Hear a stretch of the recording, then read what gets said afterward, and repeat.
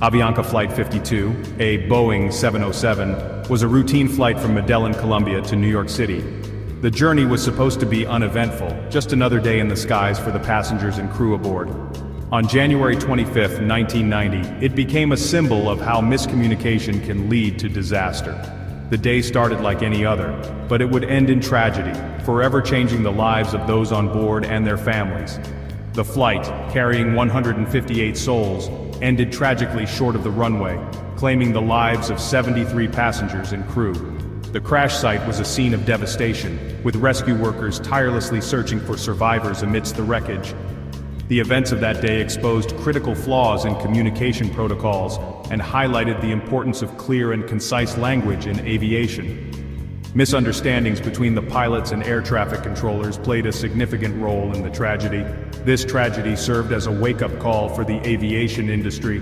It underscored the need for better training and more stringent communication standards to prevent such disasters in the future.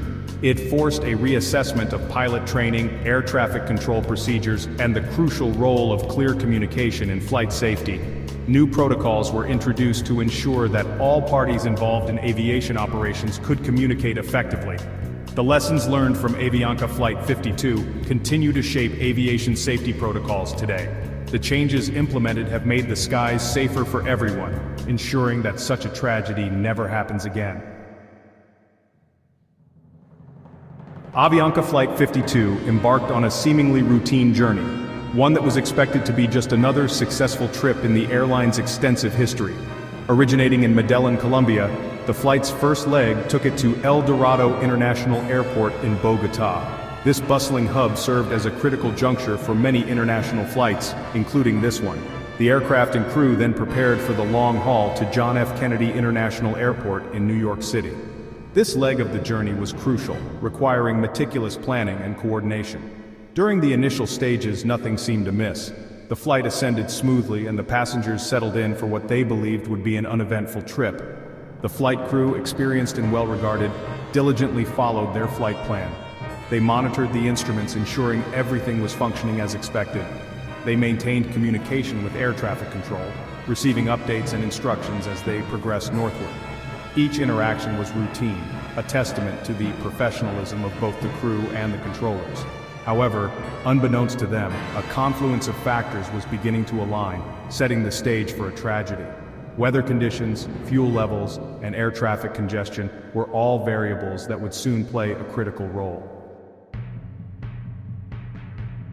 As Avianca Flight 52 approached New York, weather conditions began to deteriorate. Strong winds and heavy precipitation created significant headwinds, increasing fuel consumption and delaying the flight. The crew, accustomed to dealing with challenging weather, made adjustments to their flight path as directed by air traffic control. The delays caused by the weather, however, would prove critical. Avianca 52, already contending with heavy fuel consumption due to the headwinds, entered a holding pattern.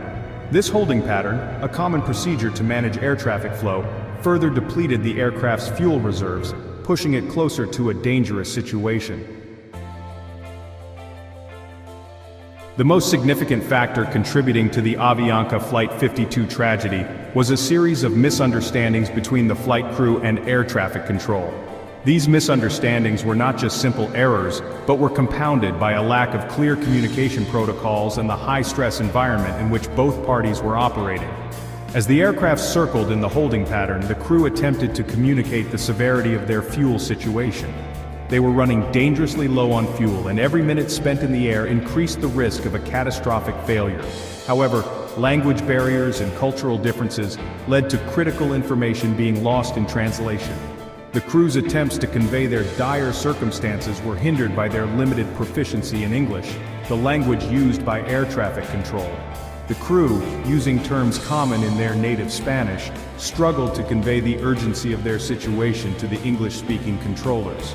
Phrases that might have been clear in Spanish did not translate well, leading to confusion and misinterpretation. The controllers, accustomed to a particular communication style, misinterpreted the crew's pronouncements. They did not grasp the full extent of the emergency, partly because the crew's language did not match the expected terminology. This misinterpretation, compounded by the stressful circumstances, created a fatal gap in understanding.